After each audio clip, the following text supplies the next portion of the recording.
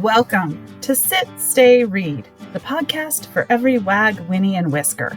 I'm Kathleen Donnelly, award-winning author and retired canine handler. Each week, I chat with novelists about the bond we share with our furry friends and how they inspire stories. Grab a coffee, get cozy with your favorite pet. It's time to sit, stay, read.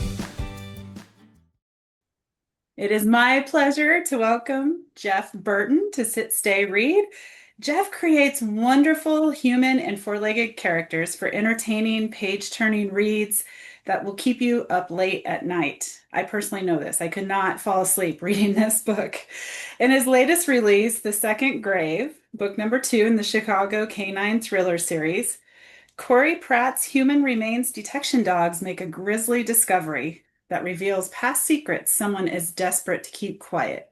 Jeff, welcome to the show. Oh, thanks for having me on your show, Kathleen. This is great. It's great to see you again.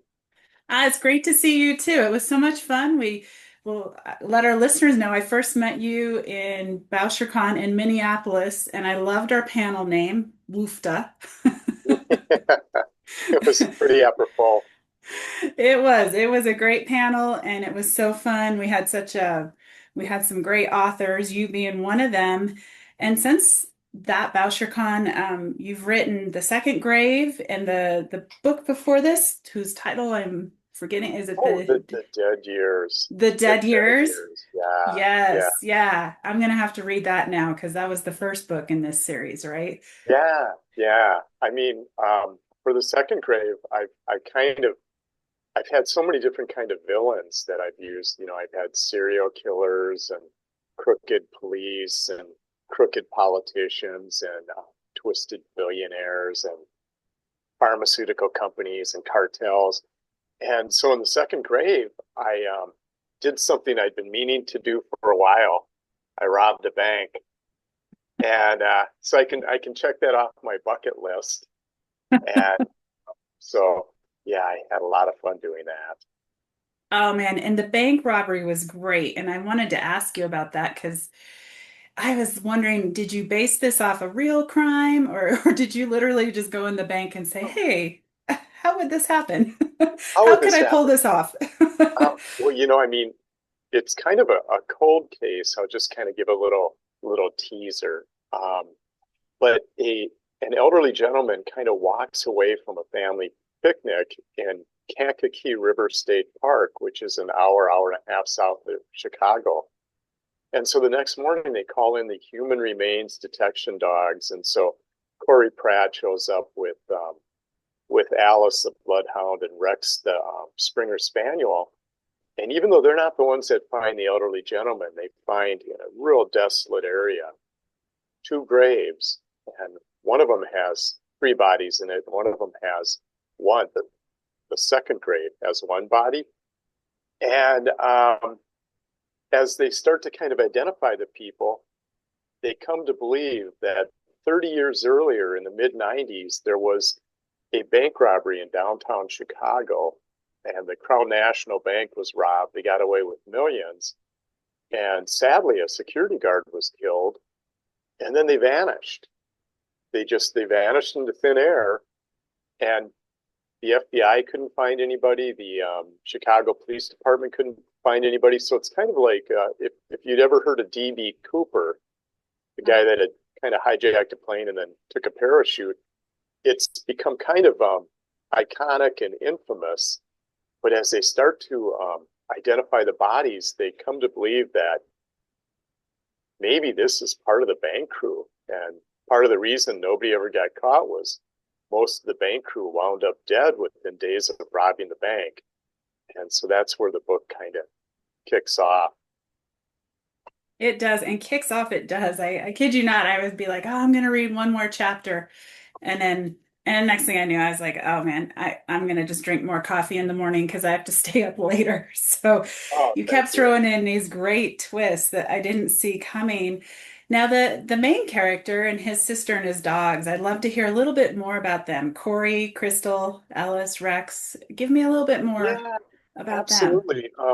What had happened is their parents had been veterinarians, And sadly, when Cory is about 7 or 8 years younger than his sister, and he was a junior in high school, and his parents went off on a date night, and in Chicago with Lake Michigan, a huge storm came in, and they were in a horrible accident, and they died. And his sister, who had been, she'd gone into police. She was a cop, and so she moved back home so he could kind of stay with high school. So you've got Cory, who's taken over the basement, his sister who's taken over the upstairs, and sometimes they meet for meals in the middle. Um, have kind of lived together, and he's kind of had some psychological difficulties with what happened. Things kind of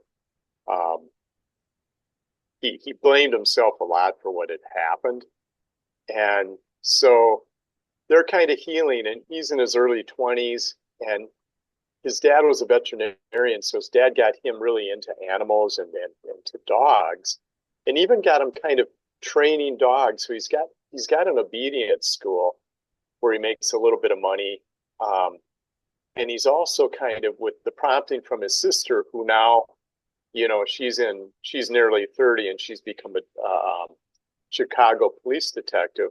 She's kind of worked him into kind of making him have human remains detection dogs, or cadaver dogs, which is how they found these graves. So they've got a unique relationship. I've got an older sister, and so I kind of, I remember my older sister pulled me off a bully or two when I was a little kid, and so I have all sorts of fun sibling. You never really know anyone as well as you know your sibling, and so That's they true. they they they love each other, but they grate on each other, now and again, and um, so yeah, I had a lot of fun writing the relationship. I can tell, and it was fun. There was one scene in particular, and it would be a spoiler alert, so I won't say much, but it has to do with food and drink and how he thinks his sister he's she kind of takes everything or eats everything in his mind, which may or may not be true, who knows, but I Oh, love that you could feel that sibling rivalry there, right, right. the It's kind of fun. And then in terms of the dogs, they've always had some dogs, and Alice is a 7-year-old bloodhound, and then there's Rex, who's about a 4 or 5-year-old Springer Spaniel. And I have so much fun with Rex. I hope I don't. He's such a lovable little rascal, and I take a lot of him. I've got a eagle named Milo, and so I've kind of stolen some of the character traits and some of the goofiness. I know you and I are dog lovers from way back, and I know you have the patience to have been a dog handler and trainer. Sadly, I don't have the patience. If you came over, Milo would be jumping up and down on you, and it'd be anarchy, you know. Um, but I just find that dogs are supernatural. I mean, they have like 300 million scent receptors in their nasal cavity, and we have like 5 million. And so I went and saw the latest Mission Impossible. And when I'm in the movie theater, I'm popcorn, popcorn. I need popcorn. And I can smell burning leaves, and I can, if the neighbor's grilling something, and curdled milk, I can, But I think we've evolved more towards our eyesight, whereas dogs still live in the world of smell and sniffing things out. And you were training dogs on illicit drugs, which is fascinating. And just the different things. I mean, they've got dogs sniffing out certain types of cancer, and not sure if they followed up, but they're going to try and see if they could sniff out some COVID. And then in my books, they're sniffing out human remains. yes, and I love that. And I know for a mystery, the human remains or cadaver dogs are an obvious choice for obvious reasons, but I'm just curious. I know your other series, which I want to talk to you a little bit about too, so listeners can find out about that one. But that was also Vero in your other series was also human remains detection dog. When did you decide that was the kind of working dog you wanted to do? Was it just because of the genre you were writing, or was there something more? It's crazy. You and I were talking about lawsuits a little earlier. Um, I got selected for jury duty, and Oh, I wind up having to drive. I don't get to drive into Minneapolis. I'm from Minnesota. I have to drive to Hastings, about a half hour, little town, a half hour away. oh, wow. And my wife's an attorney. My dad was an attorney. And from the John Grisham books I've read, I thought that I could somehow get out of it by just saying attorney and counselor and lawyer a whole bunch of times. Um, but it didn't work. I mean, I kept saying attorney, and out of college, I worked at a place where we made litigation databases. So I thought I'd nuked myself, and I'm packing to go for the day, but then they called my name, and so now I'm on this trial, a real estate trial, a really complex one. And the first full day that I drove in, I had the radio on, and they were talking about an elderly gentleman that had walked away from, a care facility or maybe an assisted Hmm. living facility, and Yeah. maybe a year or two had passed. And the sheriffs were calling in the cadaver dogs. And so, I mean, a lot of times when you're at a trial, a lot of it is hurry up and wait, and 15-minute breaks turn into 50-minute breaks. And so I started thinking, I mean, I know that we've had all sorts of different kind of, canines for police and dogs that are sniffing out bombs and everything. But how Yeah. about if you have a human remains detection dogs? And in a lot of movies and books, they're only in it for a couple pages. You Yeah. let's get the dogs to the park. But what if we had the dogs be central to the book, and a couple of offbeat handlers and their dogs become the ones that are actually finding and getting into trouble, and hopefully the dogs are getting the dog handler out of trouble. But yeah, it all came to me Really cool. due to jury duty. Yeah, yeah, that was fun. Who knew jury duty could could end up being so rewarding? Well, what's so crazy, Kathleen, is that with all these breaks, and they give you a yellow pad, and I filled it up with the case, but on the last page, I was writing down, well, what would be some good names for the dogs, and what kind of situation could happen? And so the trial took an entire week, Oh my and gosh. it was so complex. It was a real estate thing. It was insanely complex. But on the last page, I had about 40 bullet points, you know, and so the judge came in, and we're back in the jury room, and he goes, you guys, that was a tough one, and I think I would have made the same decision. And the bailiff's going to come in a minute and grab your notepads. And so immediately I'm trying to, you know, what's that over there? Where I'm trying to, sneak out the last page without getting contempt of court, you know. Yeah. And so for the finders, actually, that helped quite a bit. That was a chunk of the outline that I used Oh for wow. the finders, and nobody saw me, and I didn't get arrested, and no contempt of court. So I, you know, And if anyone's listening to this that hears it, we'll just say it. it's statute of limitations is Just long okay. gone. It's We're good. we're good. you know. I love it. Well, that's really fascinating. I had no idea that was the sort of the backstory, but I could tell I can tell from reading your books how fascinated you are by the work of the dogs. And you're right, their noses are amazing. I mean, they can find bodies. I think they're using them to find graves back to, say, Civil War It's era, things like it's that. So, insane. I mean, underwater, and it's just crazy how they're able to sniff them out. And then I'm also I love how dogs are also. from being a puppy until middle age, they're like swashbucklers. I mean, they're Yeah. like Errol Flynn in the Adventures of Robin Hood. And our backyard, we've got a lower yard and an upper yard, and we've got like about three or four tiered bushes, garden kind of stuff. And we had an Australian Shepherd, and I'm in the backyard mowing, and she saw something, and she came and jumped from the upper yard, flew all the way down and tore after a squirrel or something.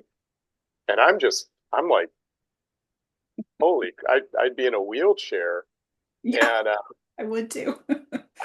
periodically I'll have to ask my wife, I'll see, because she had been out, she'd been on the upper deck, and I go, did I dream that Amber literally flew and then landed on the grass, didn't skip a beat and tore off after whatever, so they're Okay. dogs are supernatural with their sense of smell, and they're swashbucklers. They are. That's a good way to put it. They, especially these high energy dogs. And I love that, so many of the books, mine included, have like the German Shepherds, the Malinois, Labs, Oh breeds yeah, like that. And I love that you went with the Springer Spaniel and Bloodhound. What made you decide to go down the road? I mean, great working breeds, obviously, yeah, yeah. but what was behind your characters there? I wanted to, in kind of like with the finders, I didn't want to have any of the dogs where you'd almost be frightened for the villains. If the guy had a whole bunch of pit bulls or Dobermans or German Shepherds. Um, and when his parents had died, he'd kind of withdrawn into himself, which is kind of more in the first book, The Dead Years. And so his sister had picked up Alice the Bloodhound as a puppy. And early on, he really didn't want to have anything to do with her. And they'd had in the Dead Years, they'd had kind of an older dog named Rocco. And then they picked up Rex somewhere along the way. And Alice is named for his mother's middle name, and Rex is his father's middle name. So they Okay. kind of have ties into the family. But I just kind of um, wanted to have a good selection of dogs that would make good sniffer dogs that weren't something that you could still have some fear because they're not a whole bunch of Yeah. German Rottweilers or you know, I but love that. yeah, and I think that I did similar with the Finders series where just wanted to have a good mix and not really. I do repeat, I do have a little young bloodhound in the Finders series, but Too. hey, I notice you are starting a new series. You've got Colorado Canine Rescue. Yes. Yeah. So Yeah. Yeah. and Thank so you. you're I know I'm two-thirds of the way through your National Forest Canine. Um so I love the little plot got me hooked for the Colorado one. Is that going to be near where you live or Yeah, I said it. Well, I did a mixture of real places and fictional places this time. It was pretty fun because the National Forest Canine is all fictional. It just made it easier. But in Colorado Canine Rescue, I bring in Morrison and Idaho Springs, some towns like that, which was a lot of fun. And so yeah, I'm excited. It releases in September, late September, oh, and it's so cool. Did thank you you. invent did you invent towns or places in the forest or I took a little fictional liberty with the places in the forest and the sheriff's office because the sheriff's office that actually oversees those areas is actually quite large and would probably never call in the FBI. Well, I shouldn't say that.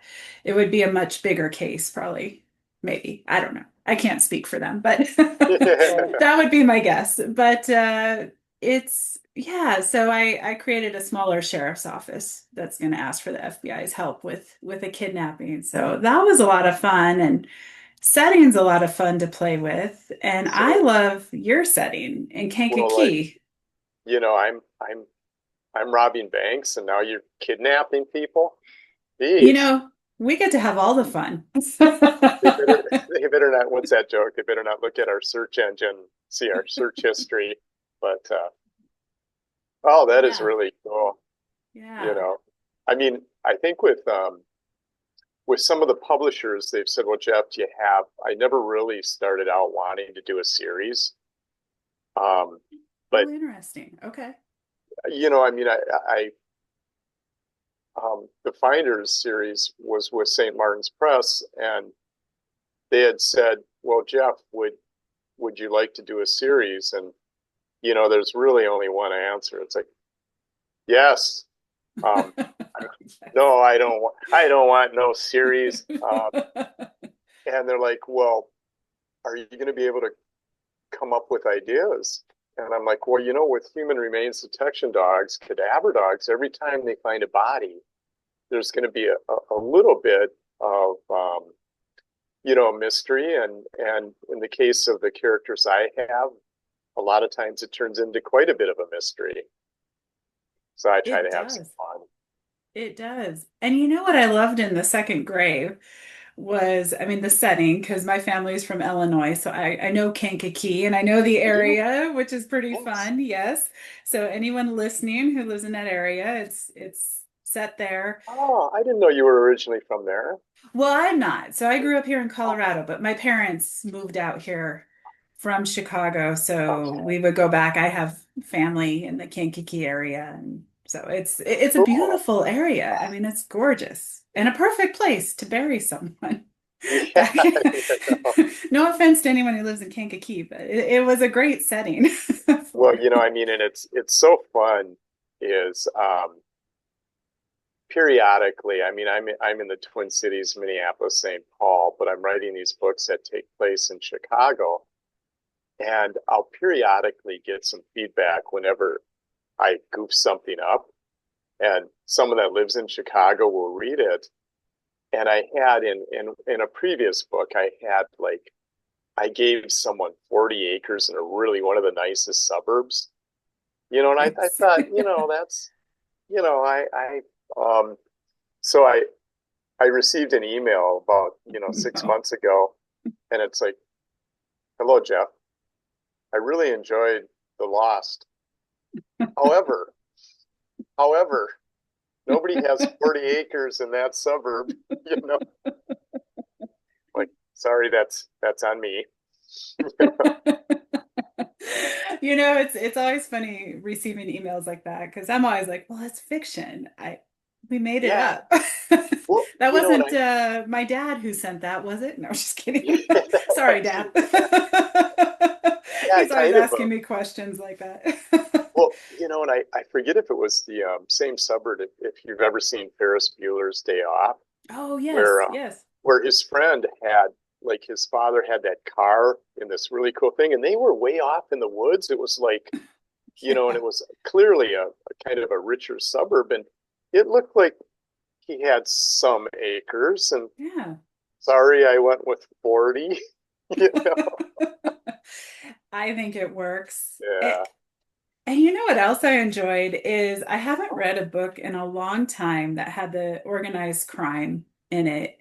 I mean, Oh, Chicago still has the mob roots and it's still, as far as I know, alive and well, just not yes. as maybe making the news as much, although I don't know, I don't live in the area, so I can't Right. say. I mean, in Chicago, it's kind of, and I do some research, and not that I have any connections with anything, but one of the twists and turns in the book, I won't say, but there may be something that leans to organized crime in Chicago. And in Chicago, it's kind of like one family that kind of runs the outfit, and you Yeah. in this book, you do not want to get on their bad side. You Yeah. do not want that to happen. No, and I think what I enjoyed about it is you brought it in a way, and I don't want to spoil it, so I'm trying to be careful what I say, but you brought it in such a unique way. It's not like the classic mob, you know, um, other than you do not want to get on their bad side. I agree with that. Right, right. And Yeah. you kind of some of the book is told in flashbacks, so you kind of get to know.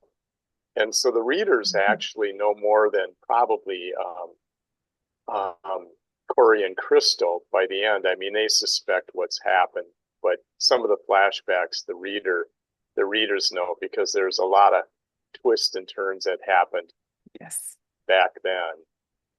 And so, yeah, I had fun. It was probably one of the more, a lot of things in motion, one of maybe a little more complicated, but I had fun, and I think it's a fun read. Oh, I thought it was a great read, and I enjoyed that dual timeline. Was that hard to write and kind of keep track of who knew what, or how did you do that? That Um, was really well done. yeah, I mean that's something that will send your editors a little bit nutty, but I had to, when you're going through and the book is done and you search for a word, and I just searched for, like 1994. I think Yeah. that's when the Crown National Bank was Uh-huh. robbed. And so I could get every hit of that and make sure that the dates were in the sequence that they needed to be. Okay. And one of the editors had said, "Hey, Jeff, I think the date is wrong." And then I went in, I go, "Oh, no, no. I would ask that you go in and you check it again." you know, but, but you're right. Yeah. I mean, I've had flashbacks in other books, and this is probably a little more extensive, but I feel it works. And, you know, Oh, it worked great. and I think, yeah, and I think some of the folks may actually even like some of the characters from this horrible thing that happened. Maybe, maybe not. I But did. I again, I'm trying to be really careful so we don't right, spoil anything, but I actually felt for some of these characters. I You did a beautiful job of showing where they were coming from and their motivations and why they were doing what they were doing. That, in my thank you. opinion, that was my take Thanks. on it. So that made it fun to read because you're you know they need to be caught and pay for their crime, but it made for a Right. fascinating read too because you felt for them. And I think that's a Oh, hard thing to do with antagonists. oh yeah. And hopefully I got you with a twist or two. I know that Oh yeah. the whole reason that I've been a bookworm since grade school, and I just absolutely love if anybody can pull the rug out from under me. I'm Mhm. I'm like a kid on Christmas morning. Oh, you got me. Yeah. You got me. I was the same way actually a couple times out loud was like, "What? Oh my gosh. Okay. I have to keep reading." Like I said, you kept me up late, so I've had more coffee finishing your book than usual. I kept Kathleen up late. Yay. You did. You did. Oh, thank you. That's great praise. Yeah. Well, and it's no surprise because I've read your other series. Would you like to tell us a little bit about Mace and Vera and is it the Mace Oh, yeah. Reed Yeah, Canine series? it's the Mace Reed Canine series, and we've got Mace has a dog that had kind of Vira had kind of an interesting background, kind of a near-death experience Mhm. or something, and Mace winds up with her, and she winds up being the most incredible um, cadaver dog he's ever trained, and they get into all sorts of things, all sorts of horrible situations. And she even in the finders pieces together where um, from having found a body that a killer had dumped, and then almost differentiating across the street where a crowd of people is forming, um, Vira is kind of drawing his attention towards across the street because Yeah. the killer is just one of the looky loos, and she caught on a scent. Um, and so yeah, I had a lot of fun with those, and we'll Awesome. probably be bringing them back. Good. I'm currently I have a book that's coming out in March. Okay. I'm with Severn House now, which it's in London, and they're a mystery crime imprint of Canongate books. I mean, the whole way that publishers are set up gets so often confusing to me, Same here. but yeah, I mean, I have a book coming out in March called The Boy in the Wall. And Okay. I suppose it can't really be a spoiler alert when you when it's in the title, but that kind of tells where the dogs may or may not find a body. And so I got all the content edits done on that, and I'm waiting for the copy edits, which Nice. I love. It's like having the copy edits. Oh, God bless these people. I mean, Yes. it's like having the best English teacher you ever had go Yes. through it with a fine tooth comb, and I'm just like, oh God, I'm so embarrassed. Oh, thank you for catching these. I'm with you. Yes, thank God, because they catch things sometimes, and I'm like, oh my gosh, did I actually write that? Yeah, Or I didn't know that. I didn't I know did too. that's a habit I had. I I think I have the record for typos, typos and grammar issues, and you know, Yeah, I love that. I love it. Well, I don't know if you have the record or not. We might have to compare notes sometime. Because I have my own fair share. Well, I was going to ask what's up next, but it sounds like The Boy in the Wall is up next. Boy in Now, the will that Wall. be a Chicago canine thriller? Is It that it will be. It will be. okay? It'll be Cory and Crystal Pratt, Nice. and I I I think it's really good.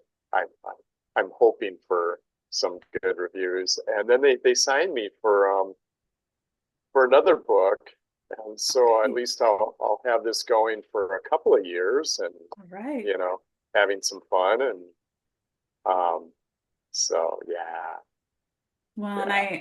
I hope maybe Mace and Vira.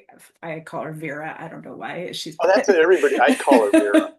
I call okay. her Vera. Myra. Okay. Vira. It's he Mace names his dogs after country western or Oh, okay. folk western, and it's she's Vira because it's from the Elvira. Oh, Um, okay. That I makes can't sense. say Bumpa Elvira. So I know. Okay. Well, shortened it to now Vira. Vira, I love it. So you said they might be coming back. You might do That's another what I'm book with them. thinking. I get a lot of email from folks that are, Mhm. you know, bring back Mace. Oh, okay. You know, Yeah. so maybe I'll merge the two. Maybe I don't know. I I was going to ask that if there could be a crossover. That could be Yeah, fun. yeah, you know. Yeah. Yeah. Um, so yeah, is your new series completely new, all new, different characters, right? It is, and it's a Harlequin romantic suspense. So it's more romance than my other series, but Oh, which was a lot of fun and I was like, as long as I still have a mystery and I can kill someone, I'm good. So yeah. I can write the Oh, that is romance so then. cool. So it was fun. It was a completely different kind of book in that way for me to write. The mystery part up my wheelhouse and but I had to learn some things with the romance and it was a lot of fun and it was fun to bring these two characters together. So yeah, so Oh, thank you. that I'm is excited great. about it. So And new dog, new characters. Yeah, it'll and be it's always great. kind of it's kind of fun that um the audio, I mean, they come out on audio and there's some voice talent that does the narration, and those Yeah. folks just blow me away, you They know. blow me away too. I mean, they are amazing. And this one's going to be released on audio, and then in 2026, I have two more National Forest Canine books coming out, Buried Lies and Deadly Revenge, and those will also be released on audio as well as ebook and Holy paperback. So smokes. Wow. yeah, yeah. So that's why I'm with you on God bless those copy editors. Oh, All the yeah. editors, actually, all of them. My developmental editor, everyone, they are fantastic. So Yeah. I mean, it's just a joy, and I should have kept notes over the years on how embarrassed I would be if I didn't have these people catching yeah, them, you know. yeah, yeah, Um, but yeah, yeah. They are awesome. Well, this has been great. Where can readers find you, connect with you, find your books, all oh that good yeah. stuff? You know, check me out at jeffreybburton.com. That URL again is jeffreybburton.com, and I usually have a bunch of events, but the second grave came out in February, and I kind of went around and did a few things here and there. But with the boy in the wall, I'll probably start in March having some events, around the Twin Cities and Great. Minnesota, maybe even Chicago. Ooh, maybe I'll have to plan a trip, and for sure, I would like to have you back on the show so that we can talk about it, because I can't wait to read the next one. And I'm going to go back now and read the Dead Years, since I started with the second grave, but need to catch up. So, I think it'll be a piece of cake. I always do that thing where you can almost start in a series at any point, so you don't, make it so people have to. So yeah, in the first couple chapters, he was 6 feet tall, and and give kind of a short reintroduction. So, well, you did it great, because it read beautifully as a standalone, and what it made me want to do is spend more time with Cory, Crystal, Ellis, and Rex. So I was like, oh, I got to go back and read that one now. Oh, thanks, I look forward to it. Yeah, of course. Well, thank you so much for coming on the show. I really appreciate it. Absolutely. And I will talk to you later. Sounds good. And everyone, make sure you check out all of Jeff's books. But this is his latest release, The Second Grave. And there's his version as well. And get your copy. And until next time, keep your tails wagging and pages turning. Thanks for joining me today. Sit, Stay, Read is a part of the Authors on the Air Global Network. If you enjoyed today's author interview, be sure to leave a review and share the episode with a fellow animal-loving reader. If you're curious about the world of working dogs and wilderness adventures, please check out my books at KathleenDonnelly.com. Until next time, curl up with your best furry friend and sit, stay, read.